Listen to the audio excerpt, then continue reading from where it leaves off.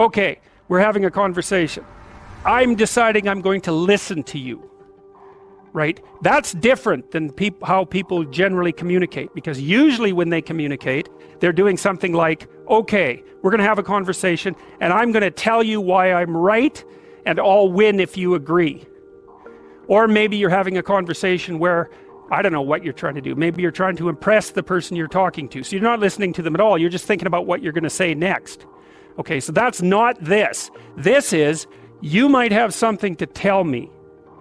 And so I'm going to listen on the off chance that you'll tell me something that would really be useful for me to know. And so you could think about it as an extension of the Piagetian.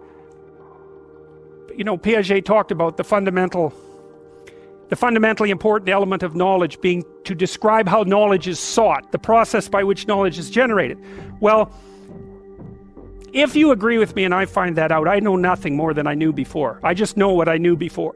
And maybe I'm happy about that because, it didn't get challenged. But I'm no smarter than I was before. But maybe you're different than me, and so while I'm listening to you, you'll tell me something I don't like.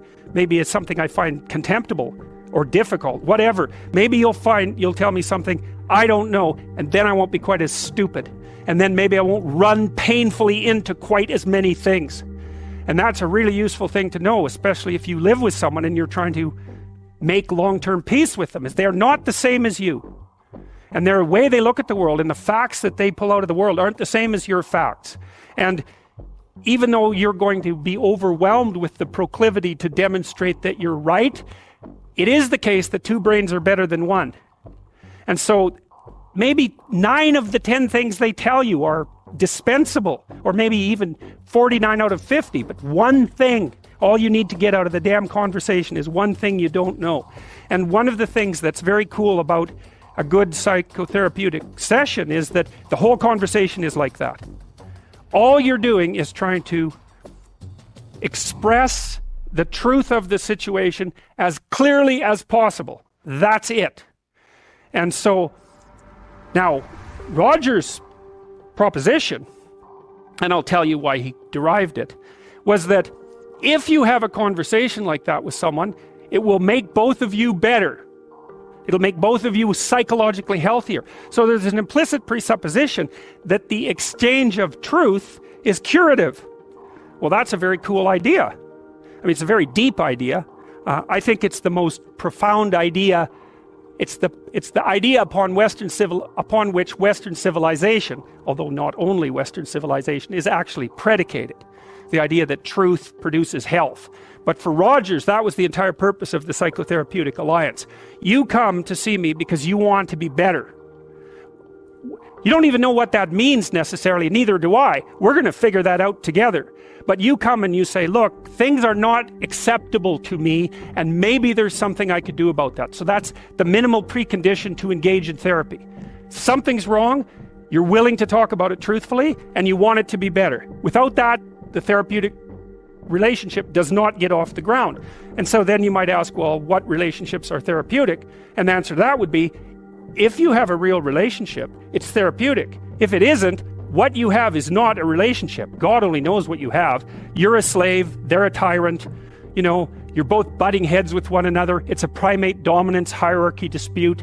Oh, I don't know, you're like two cats in a barrel, or two people with their hands around each other's throats. But what you have is not a relationship. And it's extraordinarily useful for people, because it's often difficult for anyone to find anyone to talk to that will actually listen.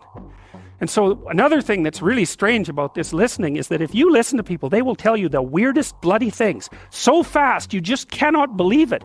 So if you're having a conversation with someone and it's dull, it's because you're stupid. That's why. You're not listening to them properly because they're weird. They're like wombats or albatrosses or rhinoceroses or something. Like, they're strange creatures. And so if you were actually communicating with them and they were telling you how weird they really are, it would be anything but boring. So, and you can ask questions. That's a really good way of listening. But, one of Roger's points is, well, you have to be oriented properly in order to listen. And the orientation has to be, look, what I want out of this conversation is that the place we both end up is better than the place we left. That's it. That's what I'm after. And if you're not after that, you got to think, why the hell wouldn't you be after that? What could you possibly be after that would be better than that?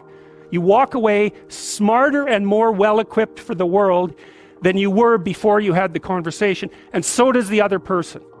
Well, maybe if you're bitter and resentful and angry and anxious and, you know, generally annoyed at the world, then that isn't what you want. You want the other person to walk away worse, and you too, because you're full of revenge. But, you know, you'll get what you want if you do that.